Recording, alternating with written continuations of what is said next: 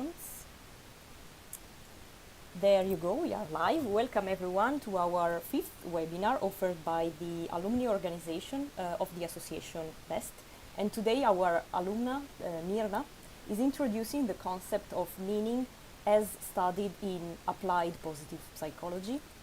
She's in fact doesn't have only an IT background, but also has many years experience as a trainer and a coach. And she obtained also a master in applied positive psychology. And if you are following this live, do ask your questions in the chat. Be specific, please, because you know there's a slight delay between the chat and the video. So rather than asking, can you please repeat, be very specific what you are asking so we know what you are referring to. And I think that's it. Mirna, did I forget anything about yourself and the topic that you are going to introduce? No, don't worry. We have enough time to cover it all, so I'm not worried. Thank you for welcoming me. Hi, everyone. It's a great joy to be here as a huge, I don't know, I wanted to say lover, but that seems inappropriate, of BEST, like a huge fan and a huge part of my history as well. So it's really good to be kind of back connecting a little bit with this same community. So today our topic is meaning and purpose in life. Sounds a bit dramatic, sounds like how to find your why, sounds huge. But the idea is really to give you some ideas on how can we think about meaning, how can we create our perception of life to be a little bit more meaningful, how can we play with our own thinking patterns a little bit, really kind of hacking things a little bit and just giving you some very diverse tools, questions, ideas of how you can approach that topic. So my wish for today is really that you leave with at least one specific idea that you want to explore further and that in some way will contribute to meaning for you. So to share with you what to expect, we were planning for maybe 45 minutes or so to cover some of the topics and then still address some of the questions. So the topics will be introduction, very short introduction to positive psychology and meaning. So just kind of addressing what angle are we taking here? You know, what's the approach, because meaning is such a broad idea. And then we're going to talk a little bit about levels of meaning. We can think about meaning on very high level and on very specific daily situations. And we're going to play with that a little bit. What is the balance between the two? Then we're going to talk a little bit about timeline of meaning. If something is meaningful today, does that mean tomorrow is also meaningful? Might be, might not be. Our next topic will be then the last two topics will be a little bit about meaningful life and a little bit about making every day meaningful. Sounds like a lot of topics, but each of them it's quite short. And really the idea is just to give many different perspectives on the meaning. Trivia fact from positive psychology, talking about meaning actually gives us more sense of meaning in general. Like if we think about it actively, if we reflect on it a little bit. On the other hand, if we obsess about it and want to figure it out really fast and really efficient, then something happens that's called paradox of meaning, which is basically, it feels less meaningful.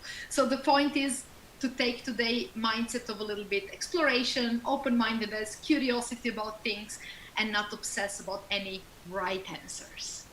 With that, I wanted to share with you also a little bit, we actually don't have chat, so we'll skip that, a little bit also about my background from perspective of what is the approach I'm taking here. So as we said in the introduction as well, I'm primarily a trainer, so I work a lot with more experiential exercises, with more active workshops and stuff like that, but then also with a little bit of coaching, speaking, and stuff like that, mainly focused on positive psychology and skills for trainers, also following my master's in positive psychology.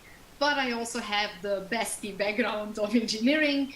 I studied electrical engineering and computing. I got hooked on travel, as most of you probably, as you can see, and just different adventures. So the approach I like to take in training and in all the tools that we can take from positive psychology as a science is really related to engineering it, meaning to try to find what works in reality, what's practical, and also what's evidence-based as much as that is possible. So that's kind of two main drives that I have in these topics. Let's find what's evidence-based, where we have some data, where we have some background, and let's also find a way to make it practical.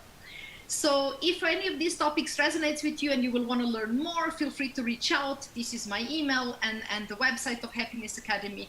I would love to engage with besties. I would love to engage with anyone who is working on something similar, and so on. So there are two things that I do. One is Happiness Academy, the other one is Trainer's Toolbox.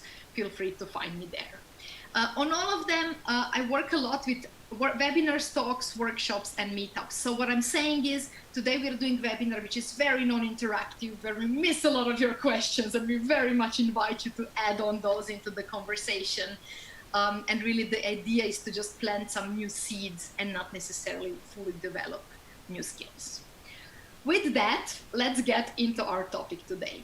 So the concept of meaning and most of the tools I'll be sharing today are coming from positive psychology. I don't know how familiar you are with positive psychology as a science, but the way it formed was by somebody, specifically Dr. Martin Seligman, in 1998, saying, you know what, psychology, it got a bit too biased towards fixing all that's wrong with us. It got a bit too biased towards fixing different illnesses and mental disorders and dysfunctional things and, you know, pathology. And there is really lack of balance between this and focusing on more positive. So let's balance that out. Let's also create a branch of psychology called positive psychology today, which focuses, you know, on strengths and virtues and talents, happiness and well-being, on high performance, on extraordinary achievements, on resilience, on developing more meaning and purpose, our topic today, different positive emotions and how they impact us, flourishing, which means basically fulfilling our potential, creativity, and all this, wisdom as well, and all these positive topics. So the intention was never to fight against psychology as it was, but it was to push a bit more towards positive side with the purpose of balancing it out more. And that's still something that positive psychology is trying to do today, also looking into relationships, into job, making job meaningful, and so on. So the aims of positive psychology are really to be as concerned with strengths and positive things as with weaknesses. So it's not about neglecting the negative, it's really about balancing it with also more positive. Then also to be interested in building the best things in life, not just fixing the worst. So kind of like, you know, if we are okay and everything is great and life is good, can we still, you know, explore what is better in some way in terms of quality of life? Then it's also about, can we be concerned with making the lives of normal people, meaning average people, like everyday lives, normal lives, not special achievements and successes. Can we make them fulfilling? And can we not focus just on pathology, but really on this fulfillment and making things meaningful? And then the last one is really this focus on being more evidence-based. If you know anything about psychology, then you will also know that in humanistic psychology, already similar ideas were present, that people are good and they have a lot of potential and that they are driven to fulfill it. But what was missing in humanistic psychology was more drive to evidence-based strategies. So more drive to really trying to make it as scientific as we can in the soft science and look for that, you know, can we work on well-being in like research-based ways? That's where positive psychology stepped in. So as I said, one of the main topics is really meaning.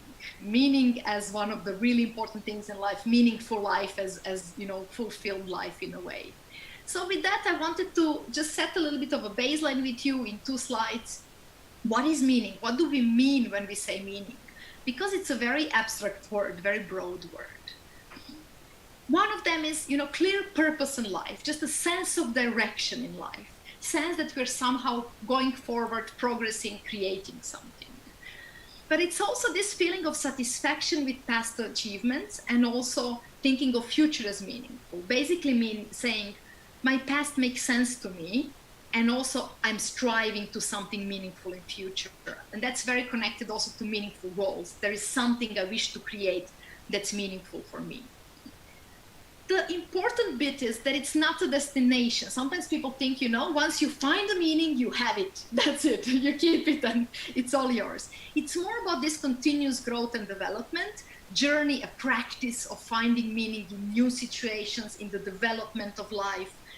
And that's something that we constantly are developing and growing. And the interesting thing is there is a lot of link in research between meaning and, first of all, coping with challenges, with stress and so on, but then also with physical well-being, so with health basically, with psychological well-being, so with like feeling satisfied in life and so on. So, and mental well-being, meaning having less of disorders such as depression, anxiety, and so on. So in a way, while meaning is not directly a cure for anything, it does contribute to other aspects of our life.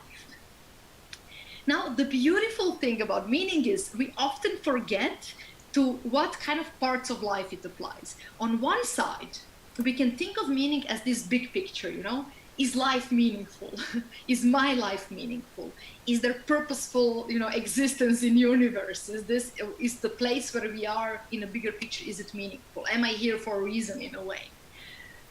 Can I find meaning in what I'm creating on this, whatever, planet, life, universe, however, it depends how big you want to go, right? On the other hand, we have this thing that is really momentarily thing. Does this specific moment, you know, I'm at work, I'm typing some stuff in Excel, is that meaningful to me? I'm at work, I'm delivering webinar, like, is that meaningful to me? Is this 5 minutes, this conversation, this interaction, this thing I'm working on or creating, this moment of laziness, fine as well, is it meaningful to me? Can I find meaning and sense in little everyday things I do? And then obviously for us to have general sense of meaning, these two both need to be fulfilled. It's hard to have a sense life is meaningful if these 5 minutes are really pointless every day, every 5 minutes. But the opposite as well. It's hard to have sense of meaning in a moment if there is no bigger picture, bigger goal, something we strive for, some sense of purpose. So a quick question for you, if you joined us, would be which of these two feels easier for you and which is the one that maybe would be good to strengthen?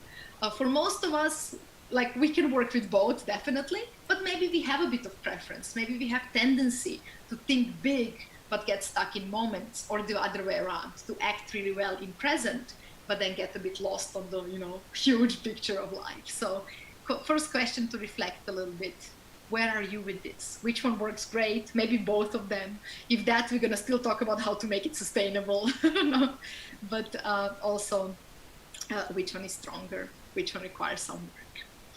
So when we think about meaning, there are also these time dimensions, and it's something I kind of mentioned already. I just want to clarify it a little bit deeper. We can think of our past as meaningful, and that's about how am I telling the story of my life? How am I interpreting my past? How am I interpreting events that happened to me? How am I integrating my history in my identity and in my present? Is that meaningful? Do I hate my past and I want to forget it? Or can I find sense in it, even in negative events, maybe? Then the second aspect is present. That's one about, you know, having sense of purpose, which also leads to sense of vitality, to high energy, to being motivated and driven in life. And it's something that impacts our choices in life, our motivation. Are we choosing something that's more difficult but valuable to us, or something that's the easy path? Are we proactive in face of events because we know what we want to create or what we stand for? Or are we reactive and just waiting for what happens? And then the third one is future related. That's about, do we have some sort of mission? We're going to talk a little bit more specific about how to find that if you want to strengthen it or if you don't have any clue. Some mission, having inspiration towards the future, having goals that are meaningful to us, having sense we have chance to achieve those goals and we are moving forward, and also having clear sense of values, something like knowing what matters to us, knowing what we stand for. And again, quick question for you. How are these three for you? Which one is easy and which one is shaky? Usually all of us are a bit stronger in some of these aspects, and usually there is one that is a little bit like not as easy for us. So question for you, which one is it for you?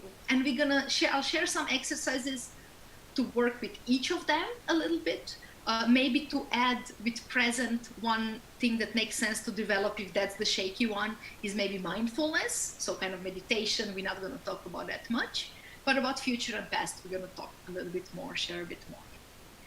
So yeah, it would be great also if you share maybe also in comments if you have some weak spots or strong spots. We can then also maybe in Q&A comment if there is some trends or something like that. Now, I wanted to share with you one little story. It's totally naive and cheesy, I have to warn you. No. But the idea of it is to show how meaning is really created in a way, how it's not something that we find or catch or that catches us, but it's often something we create. And the story says there were 3 workers in a factory of stones, and their job was basically day in, day out to take a huge blocks of stone and to cut them in smaller bits. And that was all. That was like the whole day, big rocks in, small rocks out. And they asked 3 of them, what is their job? Like, what are they doing? What is their job? And the first one said, I take big ones, I make small ones out of them. True, quite practical approach. Second one says, I'm providing for my family. Okay, his explanation was a little bit with a bit more meaning, because it was kind of more related, you know, to something a little bit bigger for him. The third one, he said, I'm building a cathedral. And okay, as cheesy as it might be, that's somebody who can create really big sense of meaning of something that's really, you know, easygoing and not in itself necessarily meaningful. And the point here is nobody told him he's building a cathedral. That's the sense of meaning he created for himself. And I'm not saying we should all be stretching it that far and always stretching it, but the idea here is really what a difference. What a difference in energy, in motivation, in decisions these men make, in their satisfaction with their job, in their perception of their future, in their hopes. You know, how differently would somebody act on their job and feel about their job if they think they're building a cathedral by cutting the rocks, or if they're like, yeah, cut the next one, and so on.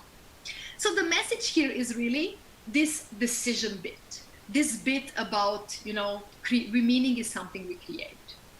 And nobody explains it better than Viktor Frankl in his amazing book, Man's Search for Meaning. Highly recommended, and short, 70 pages or so. Very good book. But he says, ultimately, man should not ask what the meaning of his life is, but rather must recognize that it is he who is asked. In a word, each man is questioned by life, and he can only answer to life by answering for his own life. To life, he can only respond by being responsible. So basically what Viktor Frankl says is like, meaning is not about me waiting for life telling me what I'm made for. It's me deciding, what will I do with my potential? What do I want to be made for? What do I want to stand for? And that's huge. And if it's one thing you live with today, it's really this one. If you're looking for more meaning in life in general, or in any activity you're doing, it's this. Meaning is about taking responsibility to turn things into something meaningful, to create something meaningful out of them, instead of looking and waiting for answers in a way. I know, easy to say, hard to do, sounds like a bit of self-deception. Not necessarily. It's more about exploration, gentle, you know, looking for something, gently exploring. So what we're gonna still do today will be to share with you a couple of exercises and points of view related to how can you, in very practical way, find more meaning and more purpose. First of all, on big picture of life, so life feels a bit more purposeful, and on the second side, in everyday moments. On the side of big picture, when we talk about this life purpose, and you know, it's very millennial thing, it's very millennial conversation. Must chase my meaning, must find it, you know. It's very optimistic and idealistic in a way. The problem is, people sometimes also have tendency to put too much pressure on that chase. They forget that the journey of building and exploring meaning is actually what makes life fulfilling, not, you know, finding that goal or that sense of meaning. So I wanted to share with you 3 biggest misconceptions, in sense 3 most often things that mess up our search for meaning and that makes us miserable on that search. One of them is this idea, my life purpose will hit me like a thunderbolt. You know, I should just wait and think really, really hard, really, really long, and then I'll figure it out, you know, and that's something. Or, you know, I'll just do other things until it shows up. So this idea that there is this one single meaning that exists and, you know, that eventually will reveal it to myself, and it's not a journey, it's just this one moment of insight. Total bullshit, pardon my language. No. And then the second one is, the more effort, I think this one is quite an engineering one as well. The more effort and focus I give, the quicker it will reveal itself. So if I want to figure out my meaning and my purpose, I should just work really, really hard and think really, really hard and, do every exercise in the book, and then just, think, and I don't know, go to therapy maybe a little bit as well, and just like find it, discover it. The harder you work, the more likely it will show up. Not exactly. Turns out meaning is a little bit like sleep. If you chase it too hard, you're like, now I'm going to go to sleep. Sleep, now, brain, shut down, sleep, sleep, sleep. Does not work. And that's experience speaking this time. It's much more about this, understanding what environment we need to build for something to happen. Like for sleep, building a bit of this environment, making the room dark and quiet, and maybe doing some physical exercise so we are tired, and building these conditions. And then naturally, somehow sleep emerges. It's kind of similar for meaning. Building those life experiences, reflecting on things, iterating between doing new stuff, pushing ourselves out of comfort zone, and then exploring what did that mean, what is the feedback, what is the learning, what are my strengths, what are my values. And that is something that is then fertile ground for, little meaning, not jump out, but grow slowly. That's how usually it works. And then the third one is this idea that we only have one unique life purpose. I need to figure out, commit, and that's it forever. It's like very committing and puts a lot of pressure and assumes we are same person for the whole life. No, God forbid. We all grow, and it's normal that our life and purpose grows and that it changes a lot. For somebody, work can be hugely meaningful, and maybe they're ambitious about work, they're creating something big. And then at some point, they might change their purpose into, I don't know, raising amazing kids, or it can totally flip into something else, or it can gradually grow. Like maybe at the beginning, we were more timid or less specific about what we want, and then with time, it grows. So the idea is, our life purpose, our meaning, it's not something, first of all, that's unique. We choose it, we create it, it can be many options. And then at the same time, it's something that continues growing as we grow. That's part of our story that follows us throughout life. With these terrible misconceptions in mind, I wanted to share also with you a couple of ideas of how we can find it and what are maybe these, attitudes that can help us in that. And then we'll also go to two specific exercises.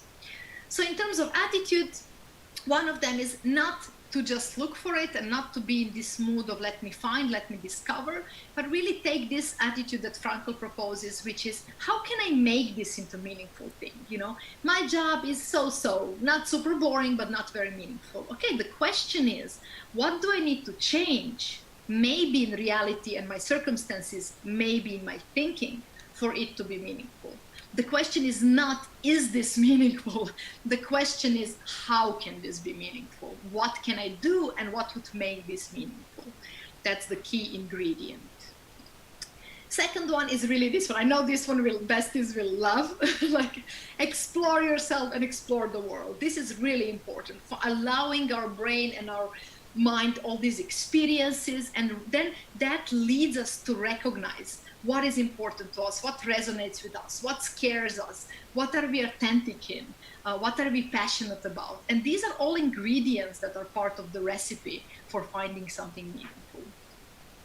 And then we have authenticity. So anything that feels authentic, that's something that's a step closer to the meaning. Anything that feels our best self is something that's related to our meaning. Anything that feels like passion and joy and excitement, anything that feels really important and like part of our values, those are all clues. Those are clues that this is something that's meaningful and important to us.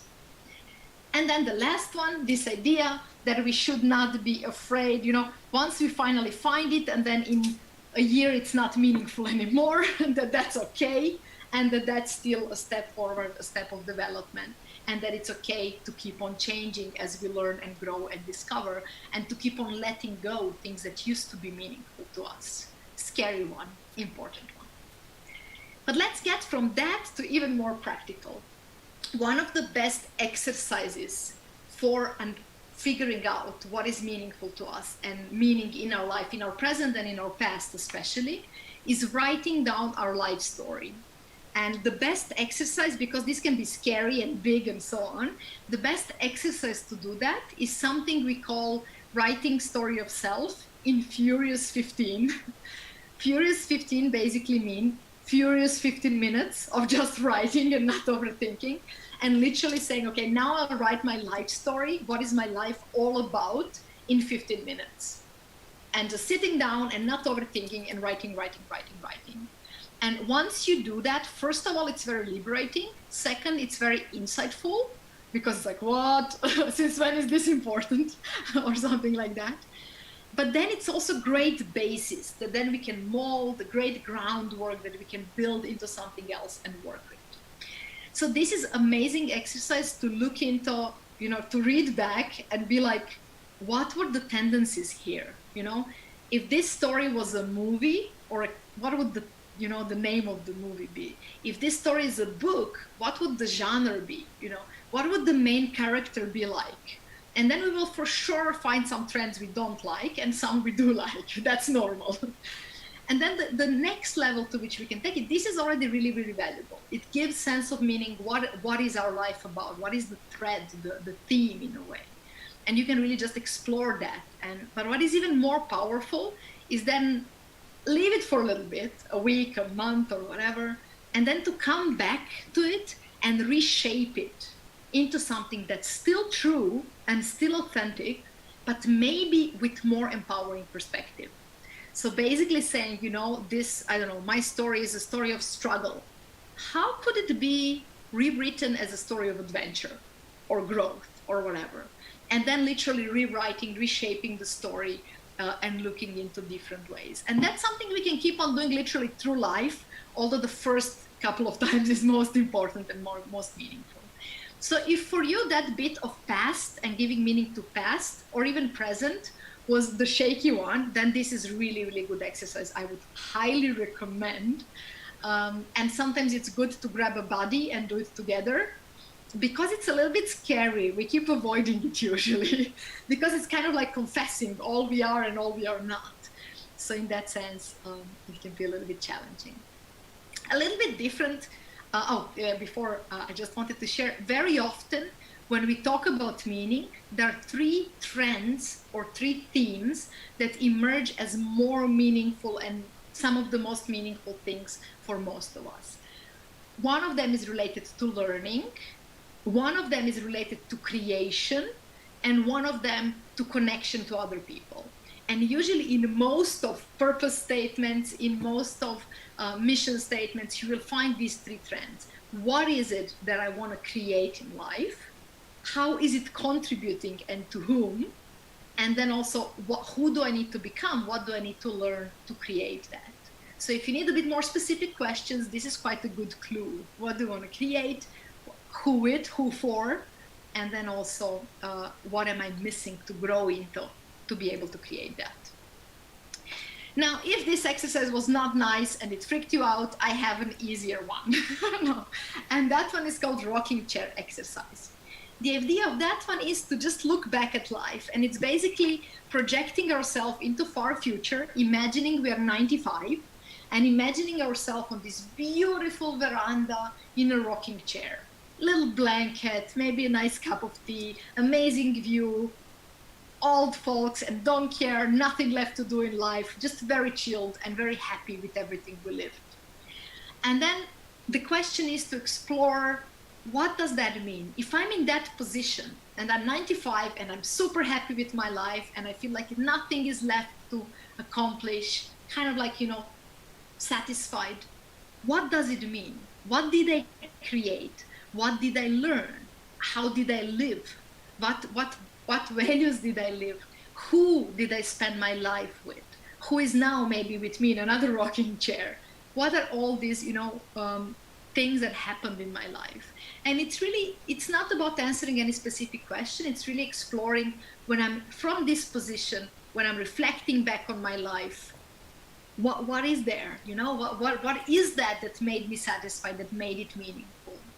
And it's fine if you don't have all the answers. The purpose of this exercise is to have one more new layer, one more new insight, one more new, it's never about having all the answers and the checklist of what we need to do in life. Then it wouldn't be a very fun life to live anyway.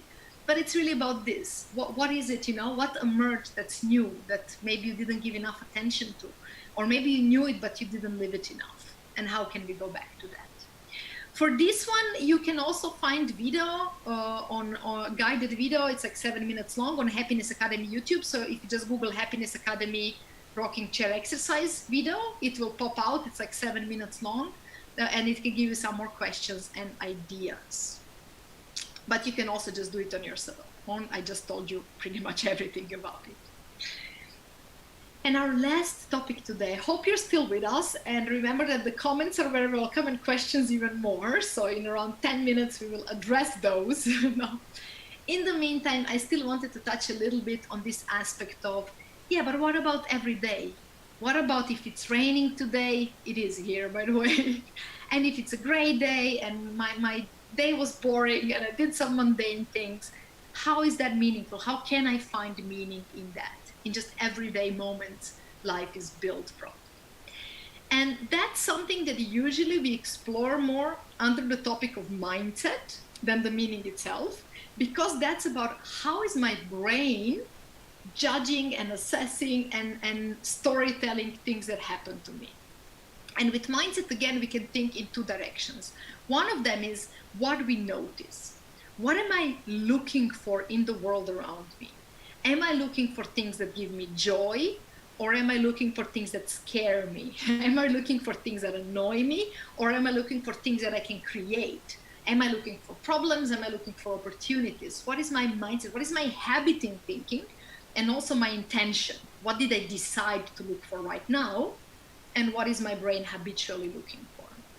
And that's really about what do we give importance to. That's usually something we are emotional about, or that's related to our values. Those are things that will get most of our focus. And then our perception of a day and world is shaped by that, is shaped by what we noticed and by what we ignored. Then the other aspect is, once I do notice something, how do I explain it? How do I tell that story? And that's the part about how do I assign meaning. That's where things are meaningful or they're not, where they're motivating or they're depressing. That's the key to that. How do I just tell story about that experience? How do I explain the moment? And how do we tell the story also about the bigger picture of life or about the moment? And that's back to the guys with the rock, that they gave 3 different explanations, 3 different stories about the same event, about the same action. And now this is something where we can work with both. We can work with our brain noticing things that are better for us, in some way more empowering, maybe more inspiring. And we can also work with, how do we make them more meaningful? The things we do notice already, how can we explain them differently? And that's a very broad topic, so we're not going to cover it fully. But again, I would want you to leave with some seeds and ideas. So the thing with that is, if we want to change our mindset about things and have things more meaningful, that's about training our brain in 2 ways. With setting better intentions, like today I'll look for opportunities, today I'll look for things to be grateful for, today I'll look for joy, whatever you want to look for. I look for learning, that's good as well. And then also mental habits. Can we get in habit of looking for that? And habits are really just intention that happened many times. If I ask myself for 10 days, what can I be grateful about today? First 10 days, it was intention. After that, it became maybe a habit, or after day 11 or anything else. So that's really about training the brain. And then the little question for you, what is the best way to train the brain?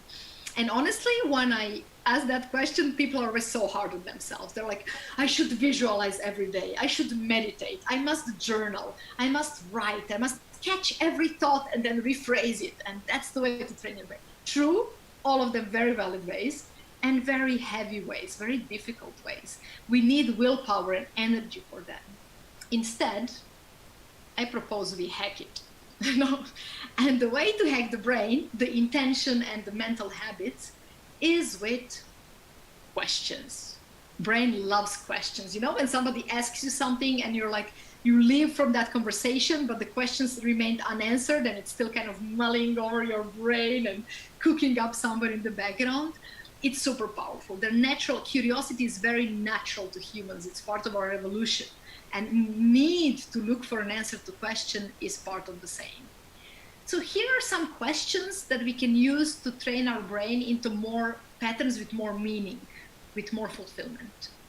First of all, what makes this event or this day meaningful? Very easy, very straightforward. So that's back to not, is this meaningful, but instead, how is this meaningful, or how can this become meaningful? Second one is really related to gratitude. Gratitude, although it doesn't seem directly related to meaning, it's hugely impactful in us having a sense of meaning, feeling of meaning. So training our brain into gratitude, finding things to appreciate, to be grateful for, it's really relevant for meaning and for well-being. Third one is learning. For most of us, especially like the people who are very into self-development and growth, it's a lot about this. What can I learn? You know, how can I grow out of this? What in this situation is improving me or making me grow? And that, as a consequence, again, leads to meaning. Really nice one as well. How can I be curious about this situation? If a situation annoys me, curiosity is great mindset to move away from annoyment. Like, how can this be so illogical? Let me be curious instead of annoyed. So curiosity is very powerful.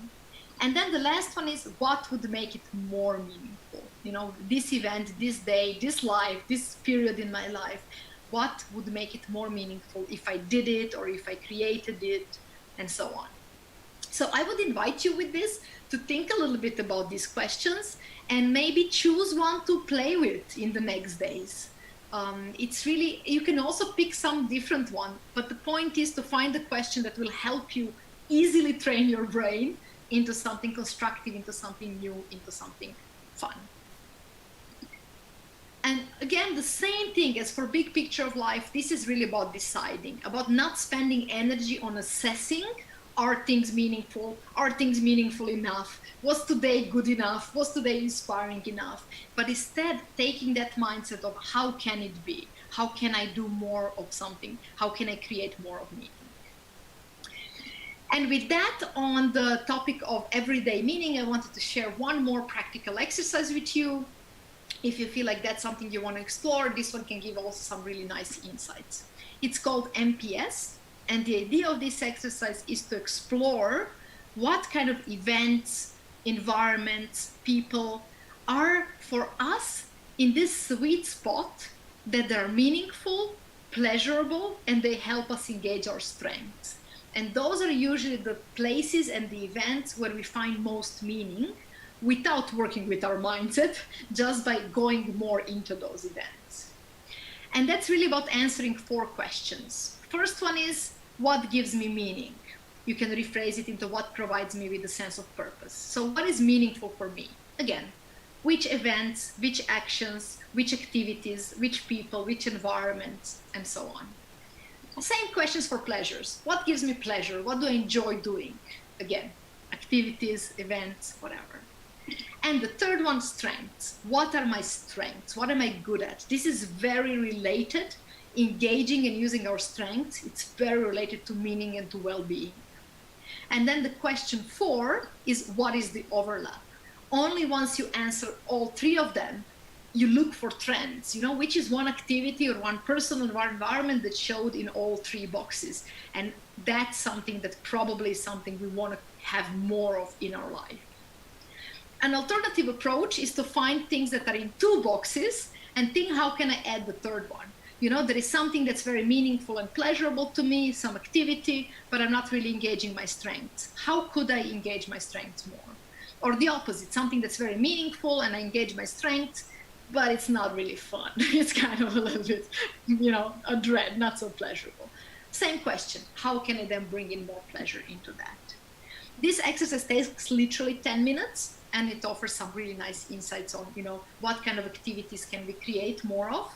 Or how can we adjust our main activities in life to have more of meaning, more of well-being, more of pleasure and fun.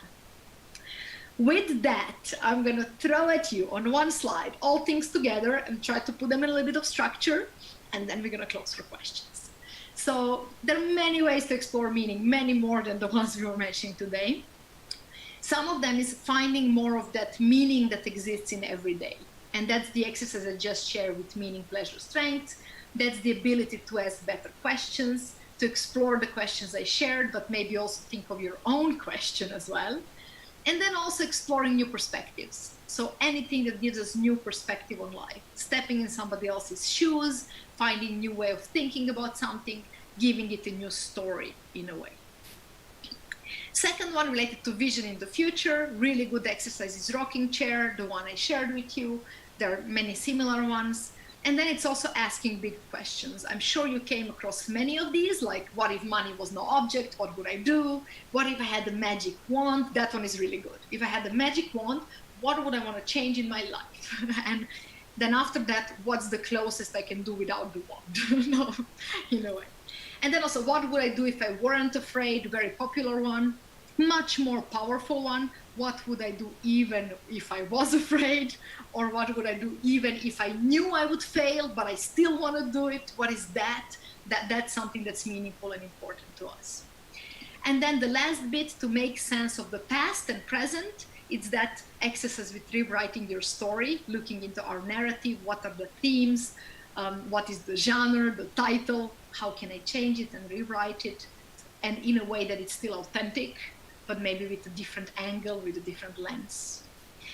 And then maybe the main thing, which now you will say this was useless, no, it was really to explore more and experiment and try out, and then iterate that exploration with moments of meaningful, structured reflection. That's really the key. Do stuff and then go like, what was good about this? What was meaningful about this? What was waste of time and what made a difference?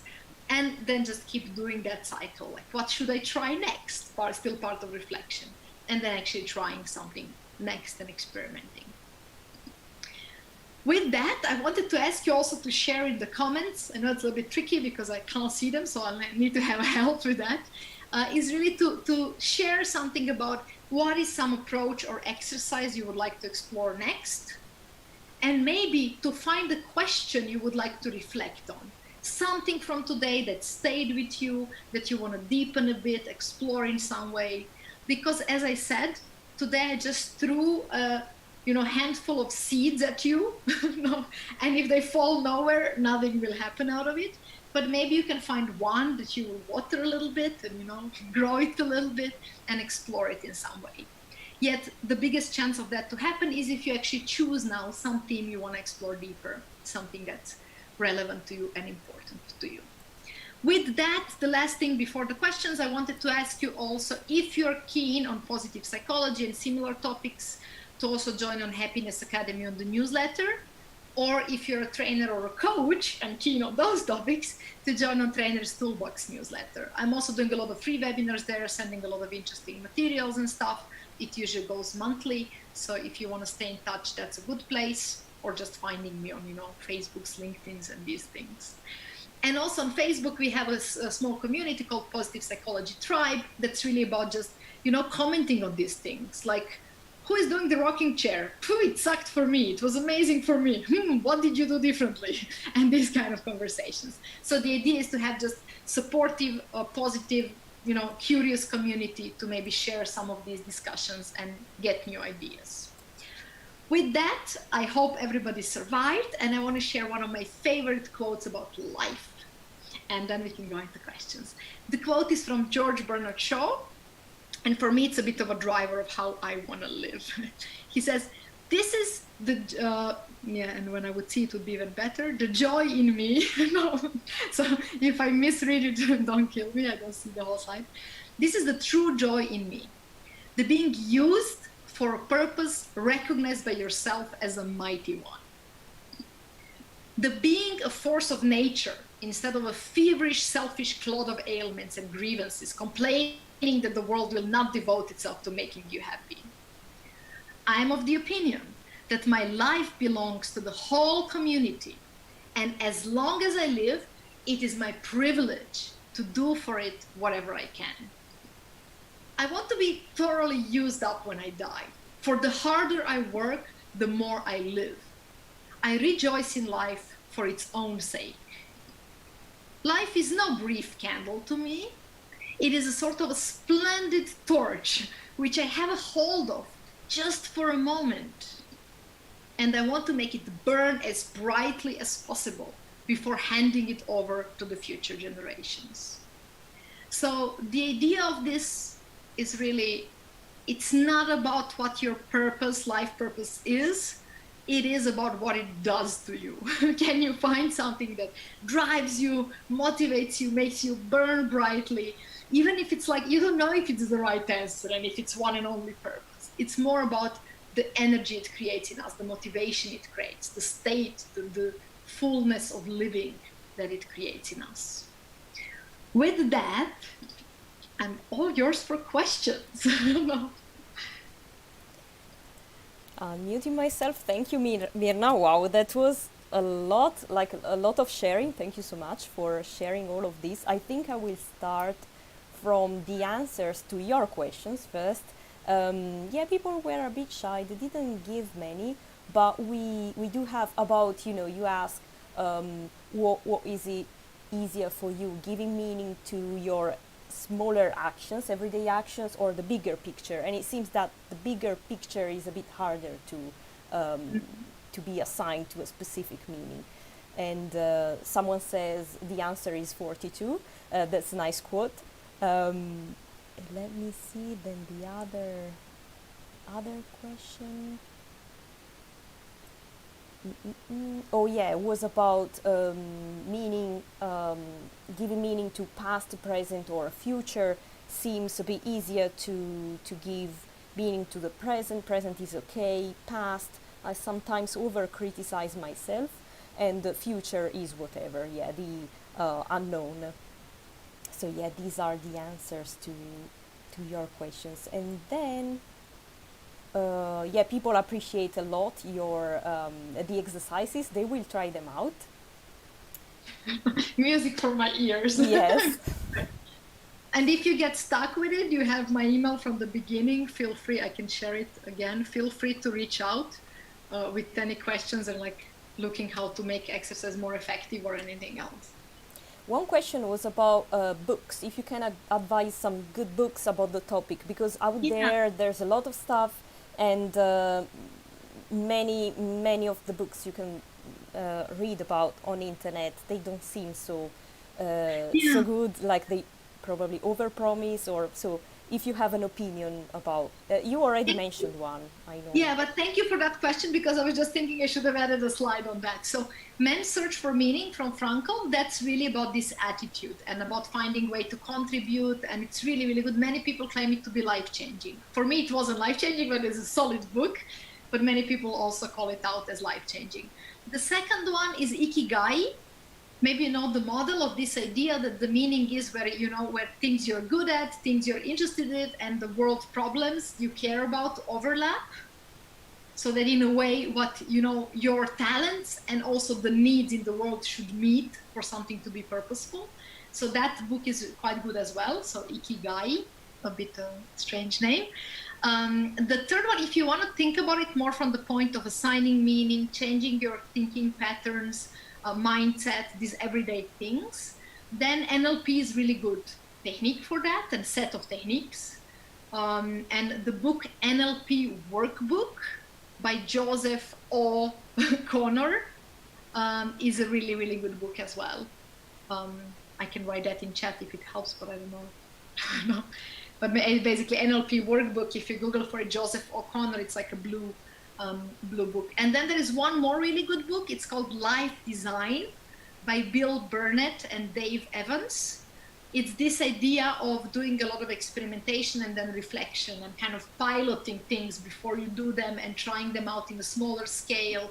It's really good. I also do a workshop that's a little bit similar, also called Life Design, where we go really through the process together as well, a little bit similar, not the same. But that book is really good as well, with some exercises. And then second half is boring. It's about CV and looking for a job and more decide. But first half is really about this experimentation, piloting, testing things by doing something small quickly and then finding some feedback and answers. So applied to life. So really, really good. I think that's it from the books I can recommend on spot. Or we can write on the Facebook event maybe these Yeah. recommendations. Yeah, I was thinking so they will stay there. Someone else shared a fun exercise they made once to remember things I enjoyed to play as a child and trying to find the common themes. And it was quite shocking to realize that the same themes are either present and precious in my life, or they are things I've lost and I've been looking to find again for a while. So yeah, that's Oh, another yeah. exercise they shared. Yeah. And then there's another question: what is the most meaningful trip in your life so far, and why? Trip. Oh my God, that's tough because there are many meaningful ones. So I do for the last 10 years a bit of nomading style, really like spending a lot of time traveling, like 70, 80%. So it's very hard to kind of stand out. Yeah. Maybe I would say Australia, which was trip I took in 2009, because it was my first trip completely alone for 5 weeks. And it was really interesting period in my life. And I was looking for perspective on my life from far, far away, in a way.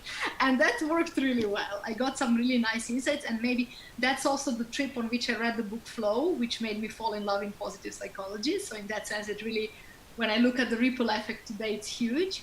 But it was also a trip that, in a way, at that time, I was still very keen on everything, pretty much. It gave me this safety that life is about that there is enough time for everything in life, but that it's not enough time for everything in the same moment, if you get what I mean there. So that was a bit something that sounds obvious, but for me it was very meaningful lesson at the time, that I don't need to do everything that year or in that period of my life, but that there is also this, that life is unwilling in a way, and there are always like the next steps and the next phase is this part of growth in a way, and continuous change. That's something I really enjoyed as a lesson. Yeah. Other stories they shared in the chat. I'm doing morning pages every morning. That is writing about whatever comes to my mind for around 30 minutes.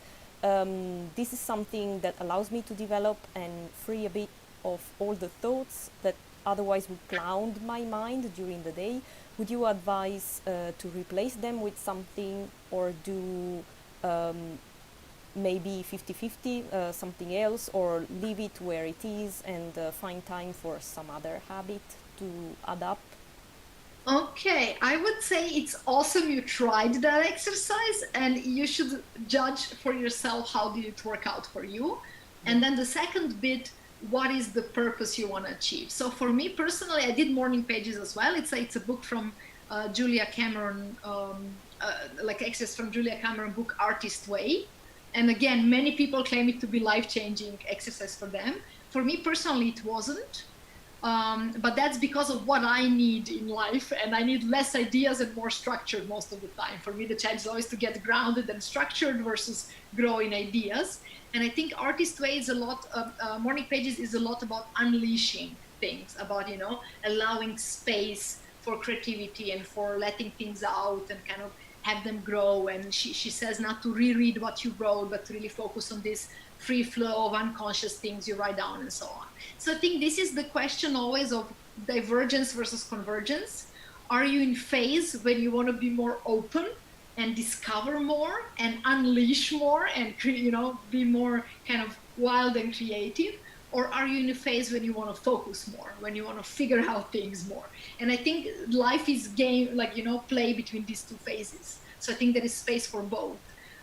So if that's a good thing for you and good space for you, then that's a good tool as well.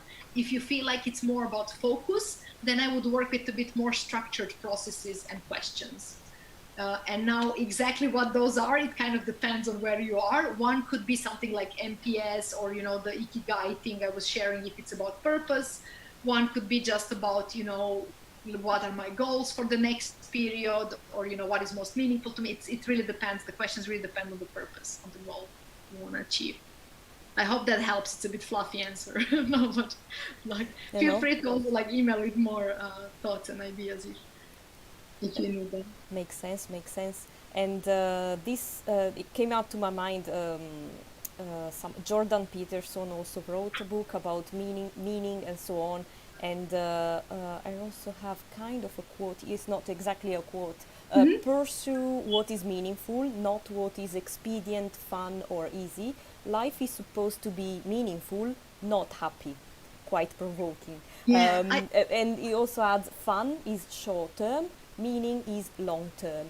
And maybe then I was wondering, maybe many people tend to confuse long term happiness with short term fun. I mean, it's a I bit tricky, isn't totally it? like, I think it's very almost pessimistic to think that's a choice. And I love a question from Tal Ben Shahar, the author who also did the MPS exercise. It's coming from his book, who basically says it's not, the question is not, should I choose happiness now or happiness in the future, which is basically fun versus meaning. The question is, how can I be happy now and in the future? I love that greedy approach. It's totally, that's the one. And I think, of course, that sometimes the choice of doing something meaningful, it's a difficult choice. But I think it's not choice that it's not joyful, and that is that should be a sacrifice necessarily. Maybe in moments, yes, but overall, I think that's something that can be very joyful and with a lot of fun, like meaningful fun in a way. But then that's again like personal belief more than a Yeah. right answer, right? Yeah, absolutely. One last question. You mentioned that time is not unlimited, unfortunately, and I cannot agree more. What are the pointers that suggest a new activity is worth to be explored? That's a really good question. Wow, I'm not sure I have the right answer. I can have some ideas and suggestions. I think it's something, for me, what happened in my life personally was quite related to this.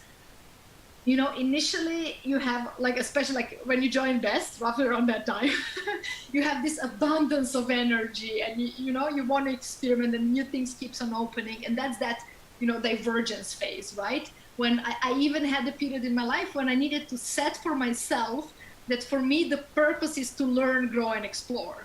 Because I was very restless. What should I be, you know, dedicating my time to? What should I focus on? And I wanted to make that decision too premature in a way, you know.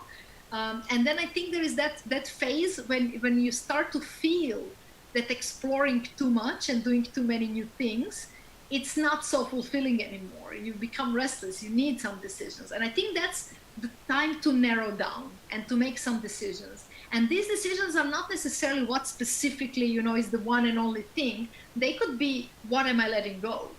For me, that was a bit of a struggle, you know, what activities that I love, but they're not so, you know. So there is a beautiful quote also from Elizabeth Gilbert. She has a book, Big Magic, really good book about creativity. And she says one thing, when she started being a writer, she said to one of her role models, her role model told her, you will have to say no to a lot of things. And she said, yeah, I will have to learn to say no to things I don't want to do. And then her role model said, no, that would be easy. You have to learn to say no to all the things you do want to do. So you will do this one thing.